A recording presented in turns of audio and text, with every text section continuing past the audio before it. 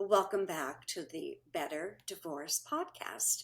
You may know who I am, Paulette Rigo, but just in case you don't, I'm the CEO and founder of Better Divorce Academy, credentialed private family mediator and certified divorce coach. I started this podcast a while back to help people get clarity. I bring experts in their fields together to give you the tools and resources you need to get divorced, if that's your decision, wisely and smoother. So today I'm bringing in one of those fabulous experts, and her name is Sydney. I'm going to put all of her fabulous credentials in the show notes, but briefly, she is an entrepreneur and business owner of Prism. She's a transformational speaker who started her own journey 8 years ago, sleeping on a mattress on the floor. How's that for you?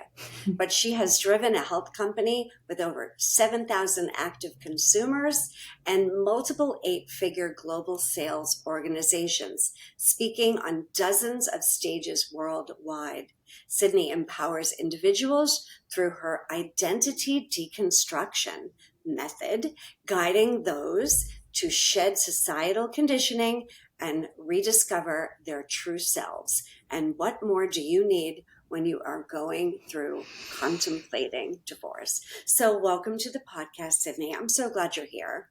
I'm so glad to be here, Paulette. You're so amazing. I'm so excited to chat today. Well, briefly, I just like to give plugs, but Sydney and I belong to this fabulous organization called Unpretty League. I've been a member for about 2 years now, and one of my clients was a member. And she said, have you heard about this organization? Everyone in there needs you. Totally. I said, not everyone. She said, well, probably not everyone, but it's all women. And I think the organization was probably close to 500 to 600 at the time. And now it's over, I think it's closer to 1,500 now, Yeah. All women and female entrepreneurs. So with that said, we met, and Sydney's not a client, so for confidentiality reasons, to clarify.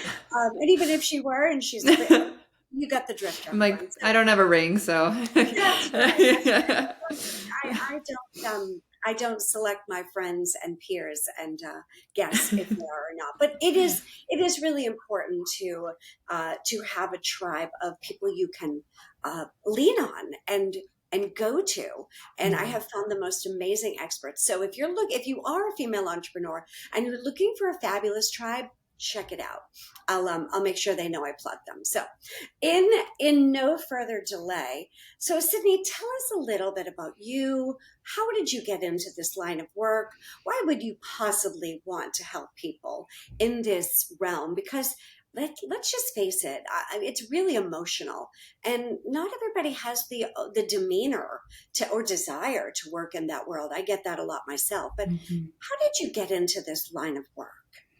Yeah, it's I mean, just like everybody has a crazy story, right? I got started in entrepreneurship and as a female founder very, very young. I was 20 years old. I had no money. I was straight out of college. I moved across the country from a small town in Montana to California and found my way to some really great mentors who were, multiple $1 million earners in their early 30s, had a lot of success, and was really, I had such a blessing of being taken under that wing at a very young age. And so I think in my early 20s, I was just raised with such wholesome Montana values and a really strong work ethic that whatever I did, whether it was bodybuilding when I was, in my early teens or whatever it was that I did, I always put extreme work ethic and heart and enthusiasm behind whatever I did. And so I was able in my early 20s to build this massive career. Unlike a lot of the people listening, I didn't pursue the path of marriage. I didn't pursue the path of relationships. I fully put my career first, growing up in a house that was the opposite of that. And I had so much success at a young age that I got to the point where I was 27 and I looked in the mirror, and probably like a lot of women listening, I didn't know who I was. I didn't recognize myself. I felt completely lost. I felt like I was doing everything for the wrong reasons. And, whether it's in marriage or business, it's the same feeling, right? It's an identity crisis. And I found my way to funny enough, a monk who I decided to start sitting with every single week for 3 hours. And I would sit and I would speak with him over the phone. And it was kind of like a uh, Eastern version of therapy, if you will. And I started to explore and I started to deconstruct my identity. I started to take away and take away and take away the things I had picked up along the way to fill that hole of feeling not good enough, not worthy enough, not lovable, unwantable, unsuccessful, right? All of the things that we can tend to feel if we get caught up in the lies that we do.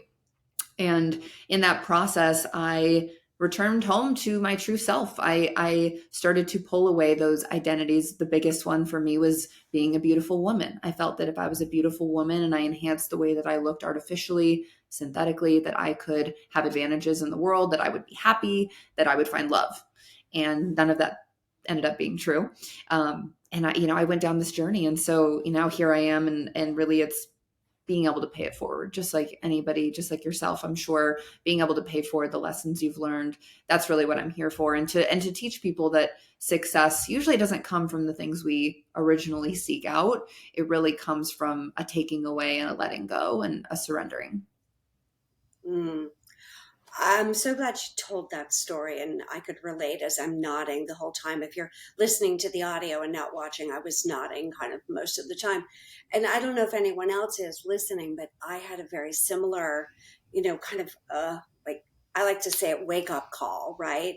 I was not lucky enough to have it happen at 27. Mine was more like 37. Mm-hmm. Um, I was still pretending at 27 that I was something because honestly, it wasn't really pretending. I was You didn't just even kind of know. checking my list of things to do. Yeah. And it wasn't like I was faking it or being deliberately deceitful or maniacal or mean or weird or mentally ill.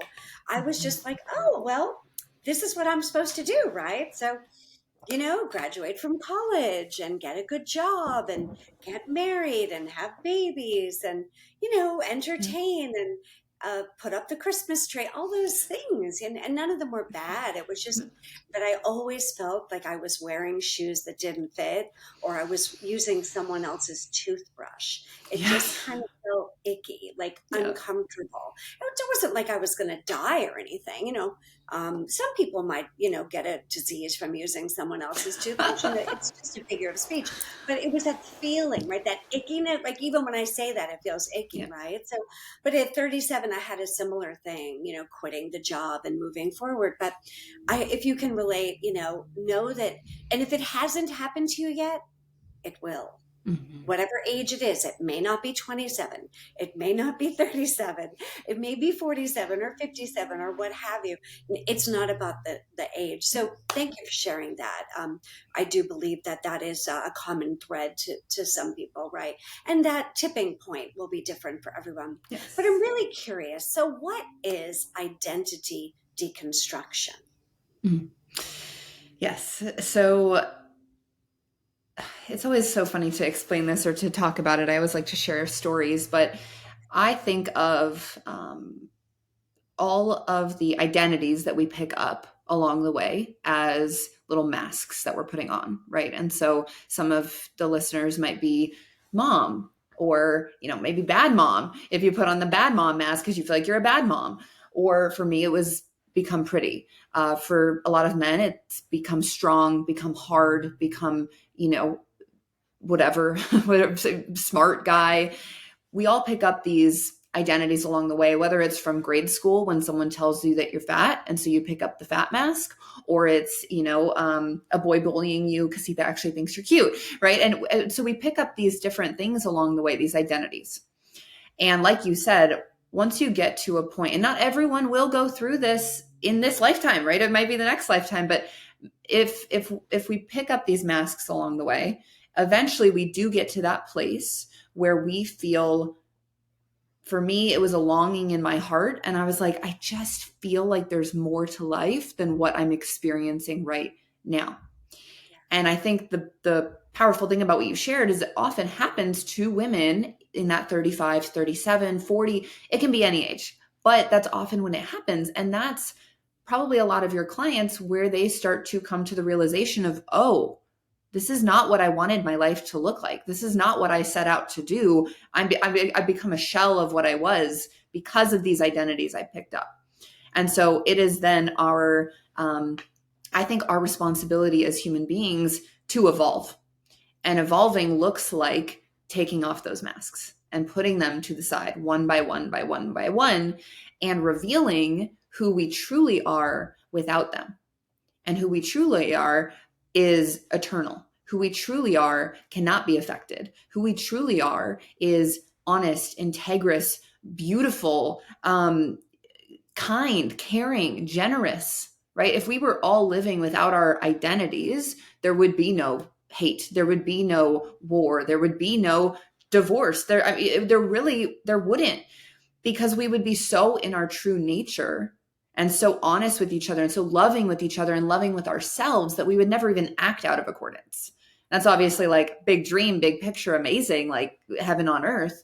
But I really do believe it's possible if we were all living in true nature versus the ego, which is really picking up those masks. But it all comes down to those masks are simply just covering up the feeling of the inadequate feelings of not feeling good enough, not feeling worthy, not feeling lovable. And it's only when we heal those pieces of us and dive straight into those feelings and heal them that we can take those masks off. And so it's really an unbecoming journey. And it's a process of healing the things within us that have nothing to do with anyone else around us. It has everything to do with what's in us. Mm. Many years ago, I used to teach 200, 300, 500 hour and children and prenatal yoga teacher trainings. And one of the first things I did, the very first class, maybe not the first class, second or third, and I'd give them all a pad of paper. And I'd say, write down everything you think you are. Oh. First, they'd look at me like I had 9 heads. Like, what are you talking about? I said, like, woman, blonde, like, I don't know, green eyes, like, describe yourself. Write down everything you think you are. And some people would write down 2 things. Others would write, pages. They would keep going. And I'd be like, okay. And I'd give them a good 5 or 10 minutes until they stopped writing. And then I gave them all a red magic marker and I told them to cross it out. And I told them that they're none of those things. Yes. And they got mad, some of them. Yes. Oh, yeah. I said, welcome to yoga. And it is that, sort of, that's my description of the deconstruction, right? And it takes a while to step into that, like, but wait, because I want to hold on to my list, my pad of paper. Oh, yeah. Give me my pad of paper, damn it. I've built this pad of paper over 30 years. I'm not letting go of it now. Yeah, that's my resume. Are you kidding me? Yeah. Who am I without that? Yeah, it's a lot of, some people call it, in yoga, we call it ahamkara or I am maker. Yes. But it's basically, the things you think you are. And they're not bad things. Don't, anybody get upset about this. Don't, it is, you have what you have, but that's honestly not who you are, right? Same kind of thing. And I think divorce really does take that pad of paper and burns it. Because it changes every aspect of who you think you are. Yeah. Right? The psychological, mental, emotional, physical, sexual, spiritual side, but yet the judicial, legal, financial, residential, lending, insurance, taxes, co-parenting side of you, right? And all of this changes. I'm not saying it all disappears, but it definitely shifts. And that's a part of it. So how does this list of things you think you are and the identity deconstruction help women mostly, but let's just say people, to feel as if they deserve more or a better life or a new chapter? Like, how does it get them, even though it's a process, which took me a long time, I'm still working on it, and having you feel like, if I'm not this, then what am I? And what do I deserve? Yeah. So it's so funny that you share that exercise because my mentor had me do the same thing. The only difference he had me do, he had me write I am, and then I would write the word, and then I am, and then write the word, and then I am, and write the word. And then he said, well, are you always a human? And I was like, well, yeah. He's like, what if you die? Oh, I guess I'm not always a human. Okay. Right. And all that was left when I crossed out those words was the I am, which is Atma Vichara, right? The I am, that is, Yes. Yeah. yes, exactly. And so, I believe that when we are able to deconstruct, there becomes a point when we hit the bottom of the rock bottom, right? So we're deconstructed. The cool thing about deconstruction is you start to liberate yourself. And as you start to rest back in the I am, or in true nature is what I like to call it, where you're not operating from the wanter and the ego and, trying to get what you deserve and, the guy's out to get you, you can actually rest back in true nature. But you get to the point where you have deconstructed the identities and you're at a complete low point because now you're like, well, then what is my identity? Who even am I? What am I without my pretty hair? What am I without my makeup? What am I without my things? What am I without my husband? What am I without my kids needing me? Who am I? And then it becomes the opportunity to reconstruct who you are in this true nature state from a place of not needing anything to be okay. And when you're at that place of the dark night of the soul and you feel like you have nothing left because you've deconstructed those identities, you can now rebuild from a place of not needing any of it. Because when you're at that low, you're like, I can still survive and I have nothing, no life raft, no preserver in the ocean. And then you can really rebuild and say, who do I want to become? How do I want to show up in the world? How do I want to treat people? How do I want to speak to myself? And then you get to reconstruct from a completely different place. And when you reconstruct from a place of purity and true nature versus scarcity or fear or desperation or anxiety, it's a completely different come from. And you're going to reincarnate, if you want to call it, into a completely new version of yourself that most people won't even recognize. Beautiful. I love when you mentioned or you use the term, there's nothing left, right? When you finally have nothing left, whether you're spiritually naked or emotional, you're stripped away all those Yeah. layers of things that you don't need. I like to use the analogy like I grew up in the cold weather. Like we'd put the layers on, right? So Yes. you'd have the underwear, and then you'd have the long underwear, then the turtleneck, and then especially if you've ever gone skiing, you Layer feel like you upon layer. can't move. You've got so much clothes on. All you can see is somebody like their nostrils, so they don't suffocate. And even with goggles on, you don't see them. So, and then when you go inside, you get hot, and you start to what? Take it all Peel the off. stuff off like it's this like, please, dear God, get this stuff off of me, until you literally want to be naked in the ski lodge, but you don't want to cause a commotion. So, it's that feeling of just being like unencumbered and unburdened by the layers of things that other people think you are, never mind all the Free. clothes you're wearing. So it really feels very liberating when you get down to that nothing left. And the beautiful part is being able to, although it is scary, to rebuild or recreate your new chapter on your terms and not other people's terms, right? Because we want to, live up to the expectations of the past generations. Most people do. Yeah. Subconsciously or unconsciously, we do. And we may fail or succeed, but we all try. And then you finally realize, like you said, I don't really care what people think, right? Yeah. I just don't care. I listened to an interview. They were interviewing Elon Musk and criticizing him about being so honest. Isn't that Whatever funny? person. And then he says, well, why do you do that? And his answer was, I don't care. Yeah. And it was so liberating because how many people have the Imagine. courage to say that? Like, this isn't about a person, but you're right. Like, you have to, not to hurt people. There's a Yeah. difference. And he wasn't being disrespectful. And he was explaining his own actions or his own feeling. And it was so true not to be concerned or worried about the risks and the consequences and the return on your investment and all the other entities Yes. you have to feel burdened by, but it's Yes. liberating to feel like I I don't care. just don't care, right? Yes. So with Yes. that said, you have this, I don't know if it's a book or a concept, but I love this term. And when I read it, I was like, I got to beat this girl. So I used to be a choreographer, as we were talking about briefly in Yes. another past life of mine. And I choreographed a dance to a Samantha Mamba song. And I think it's called Don't Need to Tell Me I'm Pretty. Is that the title of it? Yep. It's a Don't really don't need you long to tell me title. I'm pretty. No, Yeah. actually, don't need to tell me I'm pretty to make me feel beautiful is the basically the song.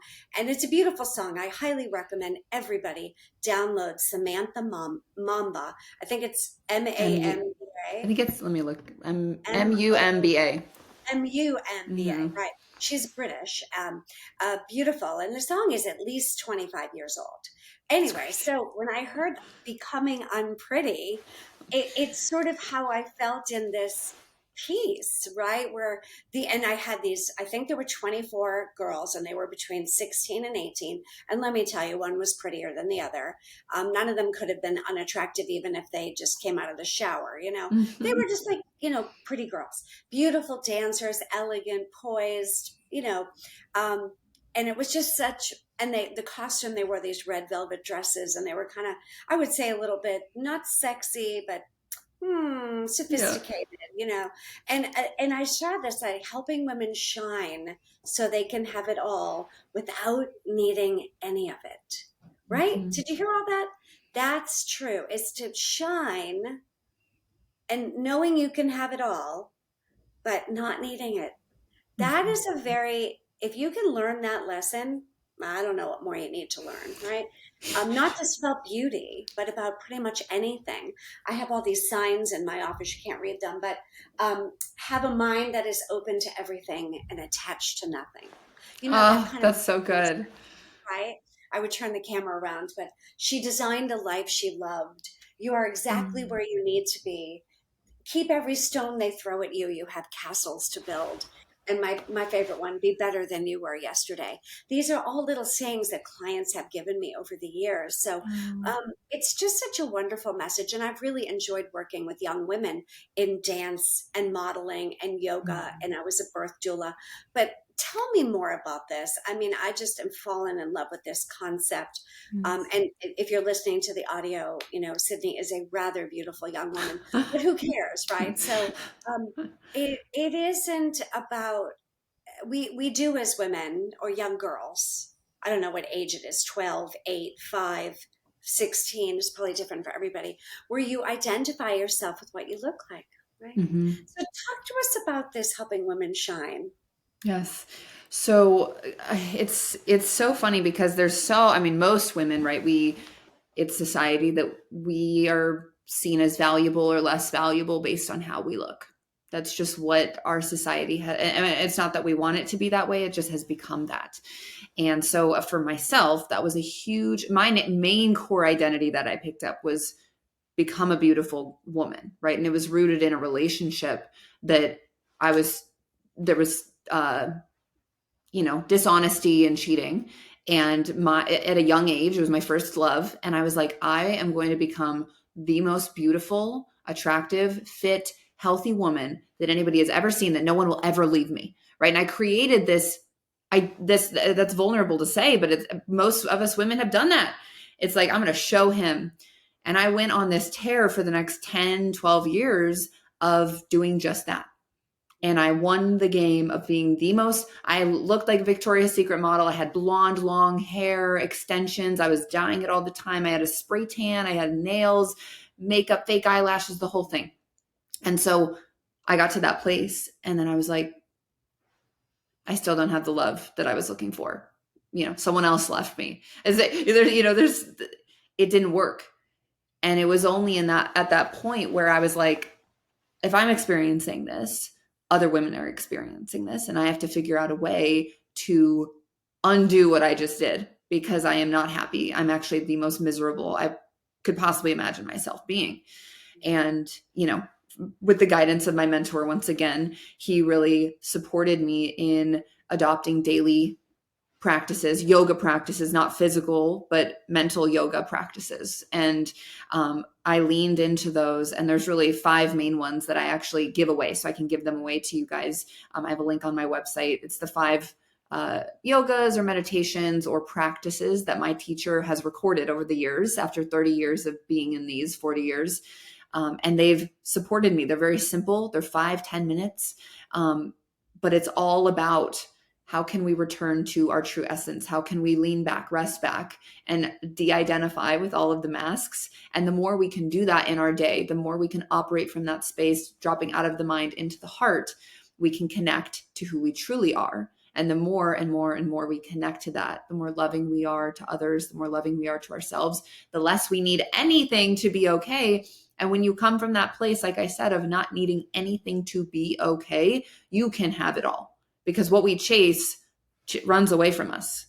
When we stop needing all the things, it's like, oh, okay, she's leaned back. I can come to her now. I can be in the receptive mode, which is what we are designed to be as women.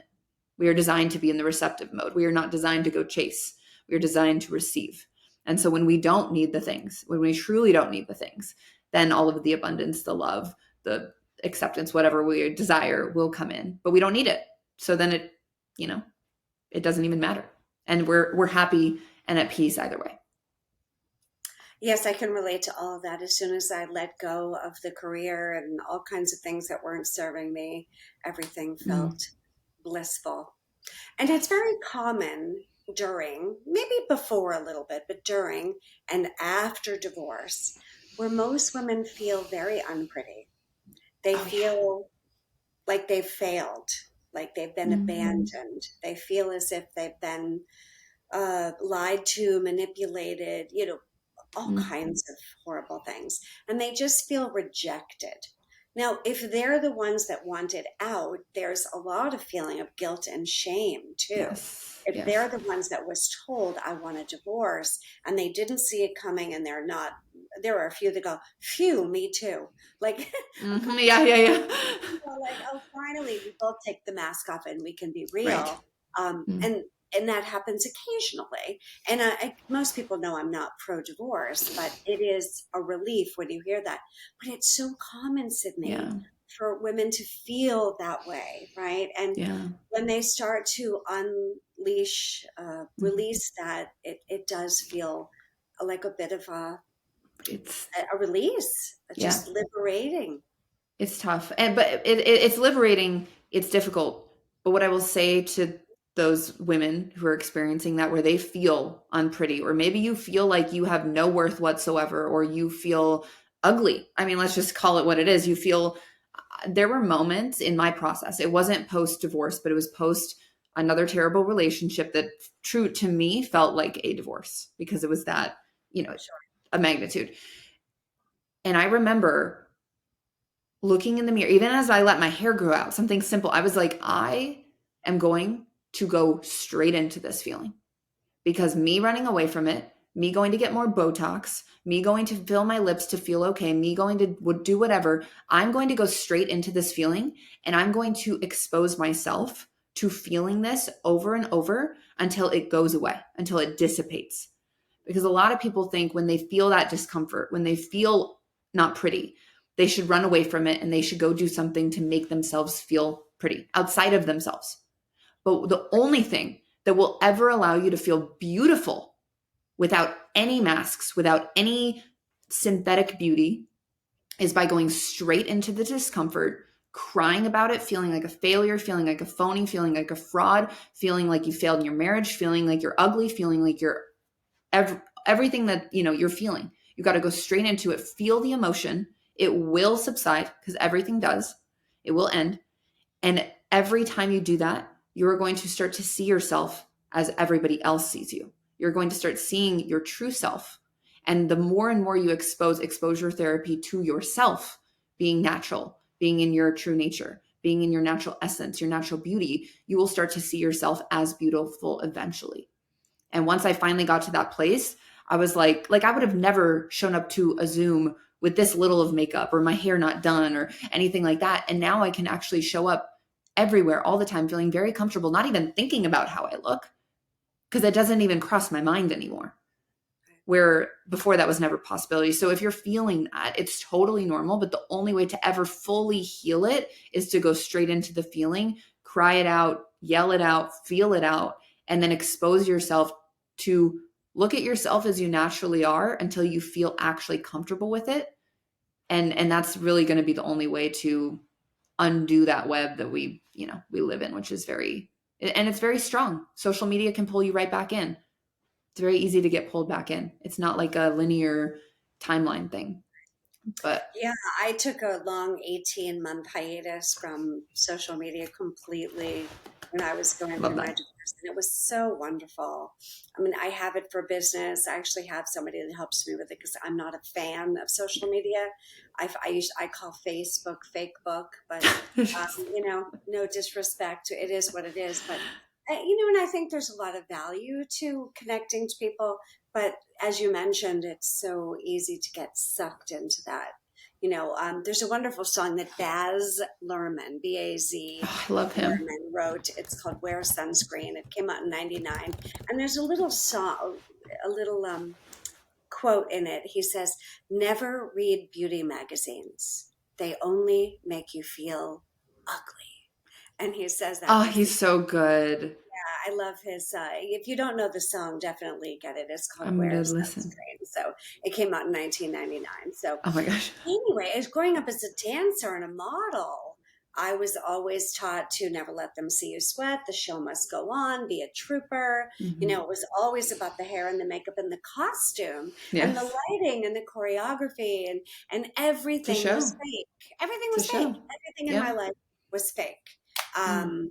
Yeah, it was just and you don't let them if you have blisters that I don't want to know about it. It was just always Yep. like you could never. I mean, behind closed doors, I guess you could let yourself. But it was so liberating for me, and modeling too. I mean, the Same. cursing that goes on in the dressing room, but then when you're out on the runway, It's perfect. just yeah, It's a show. it's a Yeah. show. Mm-hmm. You've got to look the part, act the part, be the part as you're dying inside. I Mm-hmm. feel so bad all the stuff that's going on in the music industry and I know. Hollywood and Hollyweird. Like, leave me out of it. I want no part of it. It's so Yeah. sad. But I can relate because of that. So it is sad. And in divorce, I do try to work with my clients and let them feel better, and if that's a massage and that's whatever Mm-hmm. they need to do to feel physically better, and then we can take that dive into it. It is a long journey.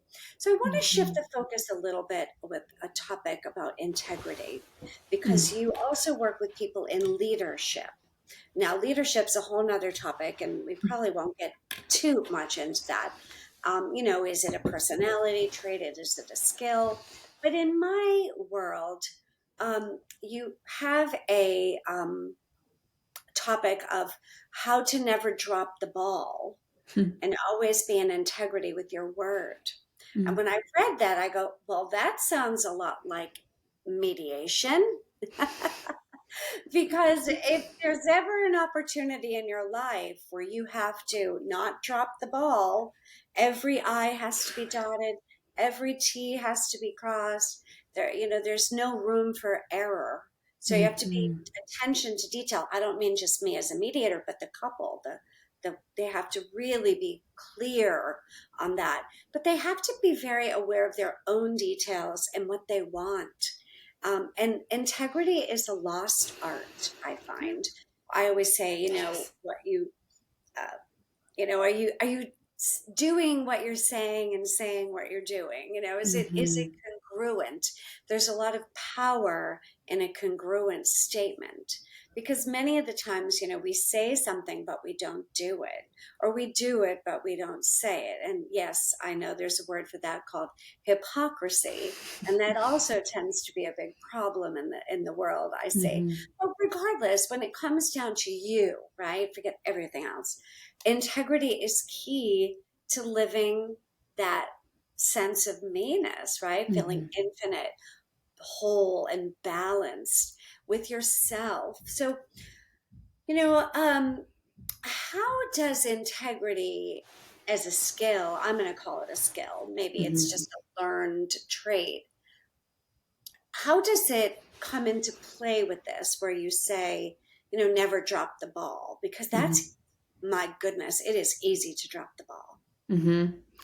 Yeah. I mean, there's so many directions you could take this. Yeah, I and I get it juicy with things. it's Sorry. good. I know. I'm like, we could talk for hours. Um, it was actually once my dear friend, she saw me so much. She sees me so much, a friend of mine, which I think is so important for women to have girlfriends, right? But she reflected something to me one day that I wasn't even aware of myself. And she said, Sydney, you literally, if you say something, your word is like, it is in stone. When you say something, your integrity, your word means everything to you. And if you say you're going to do something, if you say you're going to be somewhere, even if you're in a car accident, you're going to make it happen. And I didn't even realize that that was something that I did, or a way that I operated. And in that moment, it almost gave me that identity, right? I wanted to take on that identity, and I wanted to say, yeah, that is actually how I am. That is how I operate in life. And that is why I've had success at such a young age. I was so young, and I did have a lot of monetary success. And I think that we were just talking about this earlier. It's so easy nowadays to cancel plans, to move things. My dad always used to say as a kid, hey, we didn't have phones. If I was going to meet you at the movie at 5, we were meeting at the movie at 5. There wasn't calling you and letting you know I was going to be late. We had to be there at 5.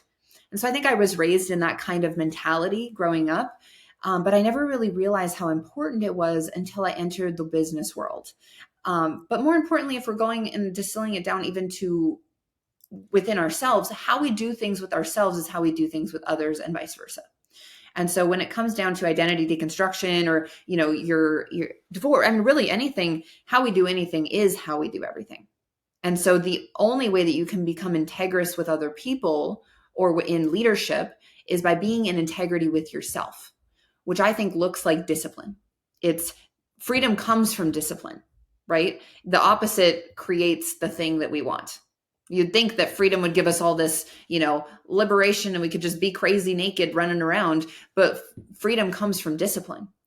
And so integrity comes from being in integrous with our word to ourselves. So if I say I'm going to get up at 6, I'm getting up at 6, right? I'm not going to hit the snooze alarm, because when I'm in integrity in those little ways with myself, I can be in integrity with others all the time. But it all starts with ourself.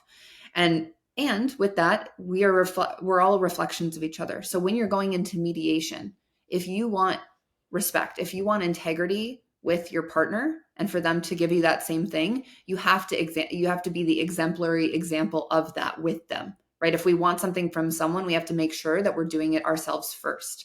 And so I think it's, when it comes down to integrity or never dropping balls, look at your life. See where you may be dropping balls with what you say you want.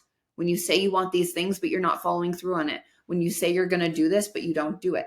And I think as women, that's the one thing that we have, is our integrity with our word and with ourselves. And so I find that it's become this thing with social media and being online. We can just kind of change things all the time. We can just say we're going to do something and we don't. But if we just practice that simple piece of being in integrity with ourselves and with the people around us, and saying what we do and doing what we say and meaning what we say and saying what we mean, it would change so much of our society right now. And I think that it would also change our marriages. It would change a lot of marriages if we were that way as well. Great segue. My husband and I have had a motto since way back, as far as I can remember, and it's no matter what. Just no I matter just got what. chills. He signs every card NMW. He Oh, just NMW. And it's just no matter what. It's just no matter this, what. this little acronym. And that just sort of sums it up to me, not just necessarily in a marriage or relationship, but it's so true. Discipline, commitment, dedication, perseverance. Um, it's vital to you living a life that is congruent with your values and goals. You can have this set of values, and what good is it if you don't act on them, right? So Right. But it's not easy, especially if No. you've got a spouse who's controlling and Oh, yeah. manipulative and lying and evil and, Of you course. know, condescending and all the other tactics that high conflict, antagonistic people display to Yes. kind of get their way, which is sometimes what happens in mediation and Yeah. unfortunately in some divorce situations. But great advice. Love it. Mm. So important. When you mention your father, I was going to meet you at the movies. So my father would have been a half an hour early, and Yes, my mother 15 would minutes earlier, you're late. my father would have been at least a half an hour early, and my mother would have been an hour late. So, you know, Hopefully you're we meeting in the always middle and you're right on time. compromise between obsessive compulsive being, Hmm. and being like laissez-faire. So it's a Totally. hard lesson when you have that and the ability to take those patterns that Yes. you get as a kid. It was funny when you Yes. said my dad. So, um, Totally. yeah, I always say to my clients, just be the light, have the integrity, take the high road. Very important. So, not Yes. dropping those balls. And I want to close with this story thing because, Hmm. well, we all have a story naturally. I've written a couple of them being an author, but no story, no problem. Well, I always say in divorce, it's kind of the opposite. It's Hmm. like big story, no problem, right? Because Hmm. people come to divorce with a steamer trunk of stuff, Totally. and some of it is required, as in how long have you been married, how many children do you have, the Hmm. facts, right? It's basically known in the industry as a DERFA, or a Yep. domestic relations financial affidavit, or a marital balance sheet, depending on the state you live in. And there's your budget and what you make and all that story, right? But it's sort of like, is having this story, or I like to call it a set of circumstances, because they change. Uh, Hmm. and we were joking, Sydney, earlier, that I write everything in pencil, right? Because this story changes. Hmm. Don't write things in pen. Yeah. If you're journaling, that's one thing, you do you, but like Yeah. it would be malleable and flexible. Not that you're going to cancel, but you want to Yes. that. So Yep. is it a detriment to creating that peace of mind and the heart in your life or business or relationships or what have you? Because the story plays a role, right? So Hmm. I love you saying no story, no problem. Yeah. It's kind of a double-edged sword. Is it a big story? Is it, or Hmm. sometimes I see having no story as like fabulous. Yeah. Yeah. I was a birth doula. I would go to my client's house 6 weeks after the baby was born for a Hmm. postpartum evaluation. Yes, of course, to check on the baby and the mom and the family and all that, but it was mostly to check for postpartum depression. And no, I'm not a nurse, and no, I wasn't diagnosing, but doulas tend to be the first to notice behavioral shifts, not only in the baby, but the family and that. And the first thing we would do was write their birth story. And I would Mm. like record it, but I Yeah. would get there, probably not in pencil, and I would ask her to remember the birth story. So And then beautiful. I would go in another room and ask the dad, because he would have So his, cool. it was usually a very different version. Yes. Um, and then I would go home and write a synopsis of the reality, because I was taking notes about at 12:19 the water broke, and like Oh, it's it so was, good. I would say, the timeline, and Yep. with a little bit of emotion attached to it, that kind of thing. We dim the lights and all that kind of stuff. Hmm. But she had her version of the story, and then he had his version of the story. Yeah. And then there was my version. I'm sure the midwives had a So story, different. and I'm sure this doctor did, and the nurses, and who knows, the custodian probably had one too. But that is so ironic, right? We all have a Hmm. story, and don't we all remember things a little bit differently? So Completely. I'd love to get your closing thoughts on like how having a story or no story Mm. can make us, you know, who we are in a better Hmm. way. Yeah, I mean, it's so funny because I actually do a talk called Storytelling is Your Superpower. And then I also do a talk called No Story, No Problem. And so there's, like everything in life, it's paradoxical. Sure. It's so important to have a story and to share your story. The no story, no problem is rooted in perspective, right? Because we are meaning making machines and our brains think 90,000 thoughts a day and 80, 90% are negative. And so, especially as women, we tend to catastrophize things, right? We like to look for the problem. We like to nitpick because we're testing things. We're making sure we're safe. We're making sure our environment's safe. It's our gift. But what happens is, Of course. especially in divorce, but we make meaning. It's meaning about what happens. The meaning that we're making about what happens dictates if we're going to have a positive experience or a negative experience.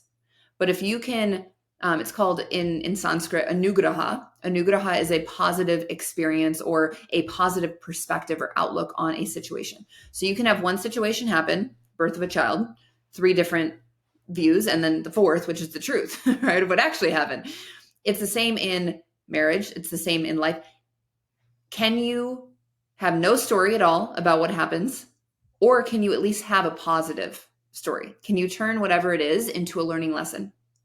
Yesterday, I had something happen with my book cover of my book. I'm not able to have the book cover the way I want it. Okay, I could be really pissed.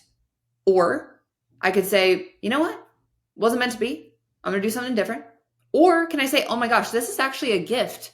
This is going to open up something that is going to be so much better for my book that I had no idea about. And had this not happened, maybe I wouldn't have gotten the reach I would with the book. Right. So there's perspectives. But if you can get yourself to at least from a negative perspective and meaning making machine into a neutral meaning making machine where it's just like this information happened.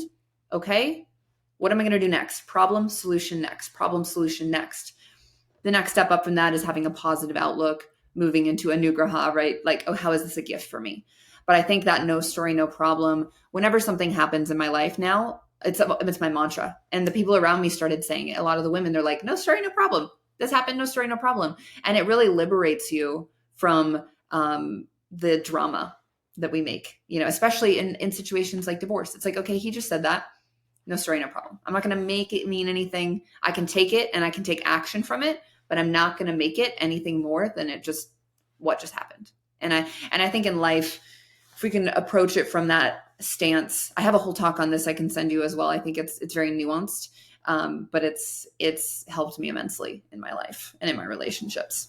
Well, it's a wonderful lesson and a tool for people to have to Mm-hmm. realize that. And I hope that example I gave you was, I don't mean you, Sydney, but anybody, Yes. it was so ironic for me to step back and go, okay, so how does that Yes. work? Well, what is the best way? This conversation has just been, I think so insightful from many different levels, but I know that people can do a deeper dive in you and your work Mm-hmm. and your story and what you do to help. So tell everybody the best way to get a hold of you, to follow you, to learn more about you. What is the best way for people to do that? Yeah, people can go to my website, sydneyryker.com, or they can find me on Instagram or TikTok are really the 2 platforms that I'm on. And if you guys are ever, if you host events or anything and need a speaker, or of events that are happening, I'm always available to speak on stages. And then I have my book coming out, Becoming Unpretty, at the end of this year in December. So Exciting, exciting. yeah, And Riker is Ryker. So, but yes. that'll all be in the show notes. So, thank you so much. I really love to talk about not just the legal stuff and the judicial stuff and the house and the kids and all Hmm. that stuff. If you don't go into this well prepared emotionally, mentally, and Yeah. psychologically, and yes, spiritually, it's Hmm. not going to give you the optimal results you deserve. I suggest you do a lot of this work early, whether that be a spiritual mentor. Lord knows I needed one. Rod Stryker was mine. He married Steve and I've had many other Wow. mentors in that. Um, but yes, and obviously I'm happy to help you too, because I do work in that realm, and I'm a bit holistic because I'm not your typical divorce coach. Because yes, I am a birth doula and a lactation consultant and an Ayurvedic consultant and a macrobiotic And a cook dancer. and a yoga teacher trainer and all those other woo woo things.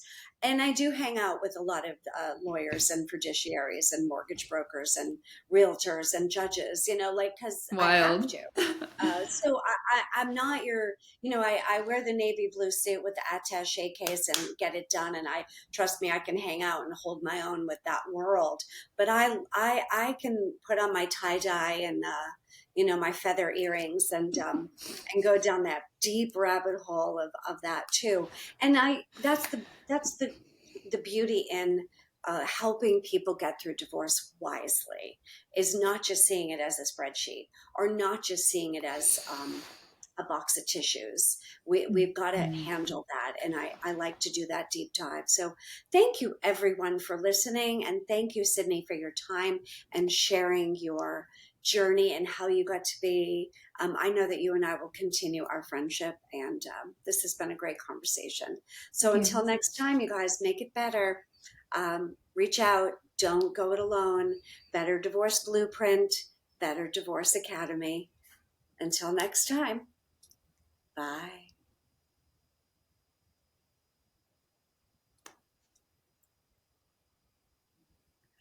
It didn't want to stop, but now it stopped. Ugh.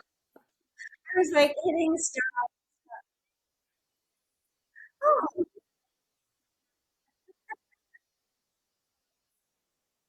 well, I'm 60. I've been around a while, honey. So